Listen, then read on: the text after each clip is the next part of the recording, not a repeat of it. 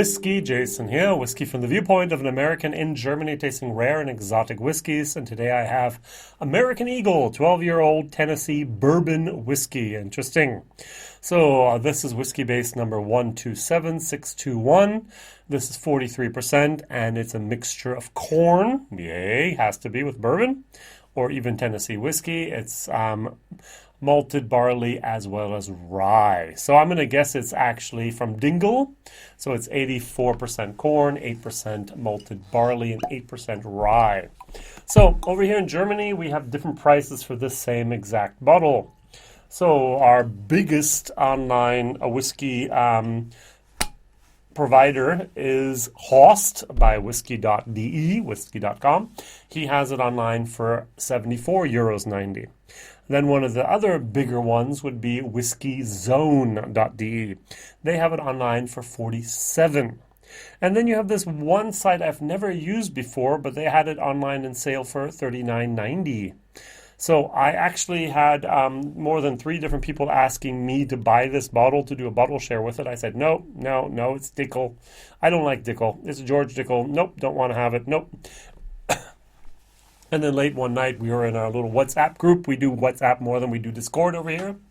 And they were writing about, hey, there's a sale, and you can get this whiskey here for for €40 instead of the normal 75. I was like, okay, I'll buy it. I did a bottle share with it, and it went. Everyone got one. So what I said in my English video here, the first video was, if your children got you this bottle, the 4-year-old American Eagle, they don't really love you as much as they should, maybe, because there's also the 12-year-old. And the 12-year-old, both of these are are bottled by Halewood Wines and Spirits in the UK. Both of these are for the European market. Both of these are independent bottlers. And all they want to do is have a great-looking bottle with an okay juice in it so that people can have wonderful presents for relatives they hopefully like. And so this bottle is actually nice. This bottle is nicer. Very, very nice. If I was a retail store, I'd hate this bottle. You can't put it in the shelf like that. If you put it like this, it takes up twice as much space as a normal bottle. But hey, that's exactly what they wanted. They wanted the presentation. They wanted the bottle design. They wanted something that looked like a perfume bottle, and they got exactly what they wanted here. So let's try the two, and let's compare the two. And the nose, yes, it's Dickel, it's French, it's Fred Flintstone vitamins. It's a artificial cherry and grape taste. Very, very nice. It has a little bit of corn, it has a little bit of wood, and it has a little bit of alcohol in there, 43%. Going over to the 4-year-old. Oh, okay, there's a difference. The wood is a little bit rougher, and the alcohol is a little bit more bitey, if I may say so. This is double the price, and if you buy it the wrong place, it's triple the price, more than triple the price than this is. This was €23, this was €75, or as I paid only €40 for it on sale.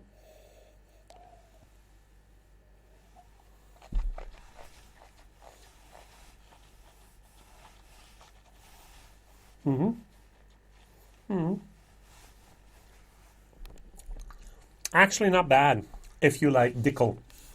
If you like the Fred Flintstone vitamin moment. It's very smooth. It's almost silky. The 12 years in the barrel actually have done a good job. It's a good Dickel Tennessee whiskey. Now in America, there's actually a war going on. It's not Ardbeg versus whoever. It's bourbon versus Tennessee whiskey. Because many people in America say Tennessee whiskey is not bourbon. Now, according to many and most international trade agreements, yes, it is. You will never, or you will hardly ever actually have Tennessee bourbon barrel matured whiskey in Scotland or Ireland. You have bourbon, first fill bourbon. And the first fill bourbon can come from Jack Daniels, can come from Heaven Hill, can come from Buffalo Trace, can come from any place else you want to imagine. And so we do not differentiate, and with all the trade agreements, they don't either. But of course, in America, there's that war going on. The Tennessee whiskey is not bourbon. Yes, it is. It's just an added step with the Lincoln County process, yeah, which is fine. Absolutely okay. Why not? Go for it, okay? Going over here for the 4-year-old.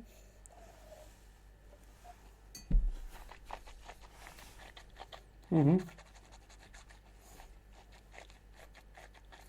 Mm-hmm. If I didn't know better, this was okay. But since I've tried this, it's like, oh, that's what an extra 8 years can do in a maturation. This, you get the Kentucky hug. You don't get the hug here. It's a little bit rough around the edges, to be honest, but it's okay. I actually compared this in my English video with the old number 7 from Jack Daniels. I prefer the old number 7 Jack Daniels than this, but I would every day of the week take this instead. This is much better. This is smoother. This is rounder, a little bit silky. But as I said, you have to enjoy the Dickel juice. You have to enjoy the Fred Flintstone vitamin character. If you don't, and I'm not a big fan of it, you might not like this.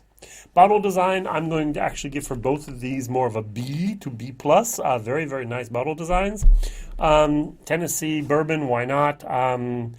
Juice, if you can, go for it. If you love your relatives you're going to give a present to, go for the 12-year-old. If you only like them, go for the 4-year-old. Who knows? That's the way it is. In the States, you'll never see this bottle as far as I'm concerned. Hale Wood Wines and Spirit is a UK-based bottler, independent bottler, and you would like to say that they have many other spirits in their range. But wait a second. They have Peaky Blinder. I don't have. There's a Peaky Blinder bourbon and there's a Peaky Blinder Irish whiskey, which is also from Hale Wood Wines and Spirits, and it's in the States. So maybe they might re-import this to the States. That'd be great. Okay, so imagine you have the stainless steel tank. Let's talk about, I don't know, 2,000 liters. And they sent it in a container ship over to England. They bottle it there because, of course, in the container, it's worth much, much less than it would be bottled. Therefore, you pay less tariffs. And then you send it back to the States. That's what we do with something called Peaky Pennypacker. Pennypacker does exactly the same thing. It's buried over there. They send it to Hamburg. In Hamburg, they bottle it, and they send it back in the bottle to the States at a very high return rate of investment, which is unbelievable. All right, good. American Eagle. My question of the day is, what is your favorite 12-year-old whiskey? So the very first thing I thought of was Glendronach 12. The second thing I thought of was Elijah Craig 12-year-old, which we don't have anymore. Okay, the barrel proof, yes. And then I thought of Redbreast 12-year-old cask strength. So I went around the world with that one. So WhiskyJason here, whiskey from the viewpoint of an American in Germany tasting rare and exotic whiskeys. Whiskey you'll probably never ever see, or if you have seen it, you have children or relatives that like you because they bought that for you as a present, hopefully. All right, like, share, tell others, and also do not forget to write a comment. All the best, WhiskyJason here. Bye-bye.